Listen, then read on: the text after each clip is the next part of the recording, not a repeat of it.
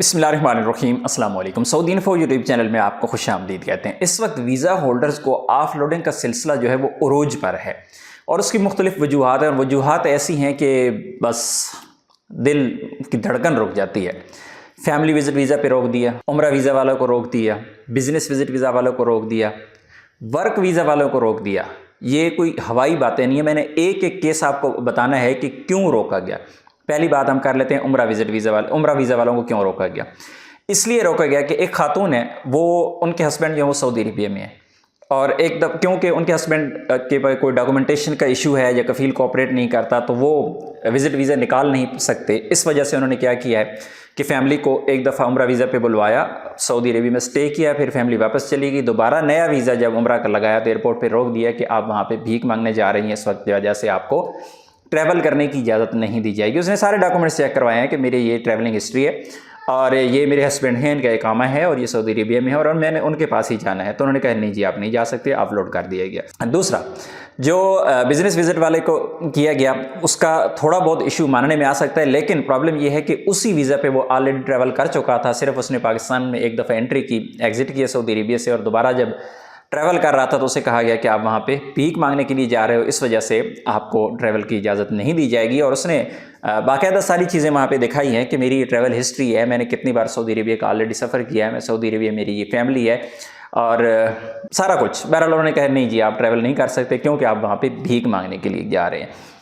उसके बाद visit visa वालों को लाहौर एयरपोर्ट पे एक वाक़या चंद दिन पहले पेश आया कि एक भाई साहब हैं, वो अपने भाई के पास सऊदी अरबिया सफ़र कर रहे हैं, उनके पास फैमिली विज़िट वीज़ा है, वीज़ा स्टैंप किया हुआ है, सऊदी एम्बेसी ने ज़ाहिर है वीज़ा इशू किया है, उनके पास पूरे सबूत मौजूद हैं कि भाई ये मेरा भाई है, इसने मुझे स्पॉन्सर किया है। उन्होंने कहा है जी आप पेमेंट दिखाएं, आपके पास मनी होनी चाहिए, आप अगर सऊदी अरबिया का सफ़र कर रहे हैं। तो उन्होंने कहा जी मेरा भाई वहाँ पे है, रिहाइश मेरी उसी के पास है और इसी तरह जो वहाँ के अखराजात हैं वो मेरे उन्हें बर्दाश्त करने और मैंने उनके पास रहना है। तो उन्होंने कहा नहीं जी आप नहीं जा सकते क्योंकि आप भीख मांगने जा रहे हैं।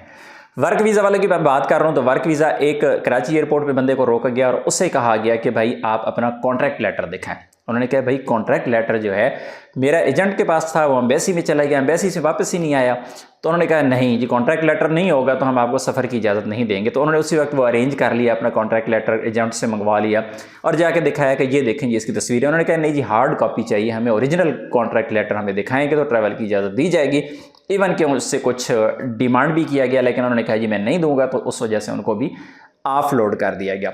और इसी तरह फैसलाबाद एयरपोर्ट का वाक़या जो मैं आपको बता रहा हूँ कि उन्हें कहा गया कि भाई आप सफ़र कर रहे हैं सऊदी अरबिया का और आपके पास वर्क वीज़ा तो है लेकिन आपको ट्रैवल की इजाज़त नहीं दी जाएगी। तो ये सारी की सारी स्टोरी आपको बताने का मकसद सिर्फ़ और सिर्फ ये है कि जो कन्फ्यूजन चल रही है वैक्सीन के हवाले से कि यार कन्फ्यूजन है कि वैक्सीन लगवाऊं या ना लगवाऊं। मुझे बार बार लोग मैसेज कर रहे हैं कि भाई मैंने छुट्टी जाना है, एक हफ़्ता पाकिस्तान में रहना है, फिर मैंने वापस आना है। कोई कह रहा है जी मैंने कल को फ़्लाइट है मेरी, कोई कहता है मेरी महीने बाद फ़्लाइट है।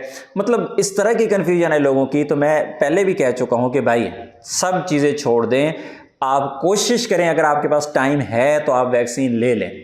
1 फरवरी से वैसे पाबंदी स्टार्ट हो रही है लेकिन 1 फरवरी से पहले भी अगर आप ट्रैवल कर रहे हैं तो आप कोशिश करें कि आप वैक्सीन ले लें, अपना ऑनलाइन रिकॉर्ड करवा लें। जब वैक्सीन लेंगे तो उनको लाजमी से बताना है कि हमारा रिकॉर्ड जो है वो ऑनलाइन कर दें। और वैक्सीन आपकी लगती है जब तो उस वक्त सिर्फ आपका आईडी कार्ड का नंबर इंटर किया जाता है। जब वैक्सीन आपकी ऑनलाइन हो जाती है तो उसके बाद आप वेबसाइट पे जाते हैं nims.nadra.gov.pk। इस वेबसाइट पे जाके आप अपने जो फीस है वो पेमेंट करके तो आप नादरा जो कार्ड है वो आपका वैक्सीन वाला उसे आप डाउनलोड कर सकते हैं। तो ये काम आप कर लें, एहतियात है, ज़रूर है। कवानीन पे ना जाएं, बस अपनी जान बचाने पे जाएं कि कैसे आपने अपनी जान बचानी है। तो वैक्सीन ले लें, ये बेहतर है। स्टार्ट है, आगाज़ है। एयरलाइन वाले भी अभी इस वक्त कंफ्यूज हैं, उनको खुद इन चीज़ों के बारे में नहीं पता है, वो डर रहे हैं इन चीज़ों से कि कोई बंदा एक भी गलत चल गया तो एयरलाइन को जुर्माना हो जाता है और इसलिए कोई एयरलाइन भी इसका रिस्क नहीं लेती। इसलिए आपने कोशिश यही करनी है कि आपने वैक्सीन एहतियातन ले लेनी है, ज़रूरत है या नहीं है आपने एहतियातन ले लेनी है वैक्सीन। अदरवाइज़ परेशानी का सामना आपको भी करना पड़ सकता है। तो वैक्सीन के हवाले से आहिस्ता आहिस्ता और भी कुछ इन्फॉर्मेशन आ रही हैं, इंशाल्लाह बहुत जल्द आपके साथ वो भी डिटेल वीडियो शेयर कर देंगे, क्योंकि जो एक्सपीरियंस होता है वो अलहदा होता है और जो डॉक्यूमेंटेशन होती है, जो किताबी बातें हुई है वो अलहदा होती हैं। तो मैं कोशिश हमेशा यही करता हूँ कि एक्सपीरियंसेस जो है वो आपके साथ शेयर करता रहूँ, ताकि आपको एग्जैक्ट इन्फॉर्मेशन जो है वो मिलती रहे। मिलते हैं नेक्स्ट वीडियो में, तब तक के लिए इजाज़त दीजिए। अल्लाह हाफिज़।